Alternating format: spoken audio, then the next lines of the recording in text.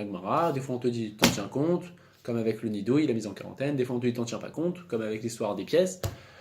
Mais quoi qu'il arrive, on a donné plusieurs réponses. La réponse qu'on retient, celle du RAN, c'est de dire peut-être que quand ça a une portée informative, c'est pas le rêve qui va te dicter comment te comporter sur Terre.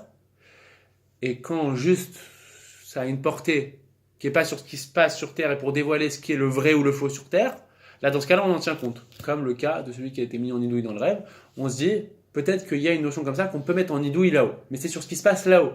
Alors que quand ça vient te dévoiler la réalité en bas, on doit en tenir compte.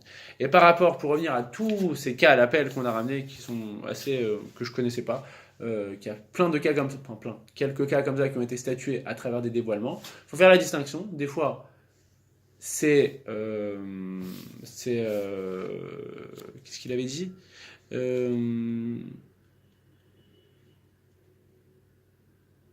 sais plus ce que je voulais dire. Bon, en tout cas, on peut en tenir compte par rapport à ça. Bien qu'il y ait le char qui dise qu'on n'en tient pas compte, parce que c'est une portée informative, comme on a dit, donc on n'en tient pas compte. Mais le Rav Asherba, il se donne son avis personnel, il dit je vois pas le problème. À partir du moment où il réfléchit jusqu'à ce qu'il a réfléchi dans la journée, et son cerveau travaille toujours. Et donc en fait, c'est comme s'il étudiait le truc, donc on peut en tenir compte du dévoilement, à condition que y ait un fondement.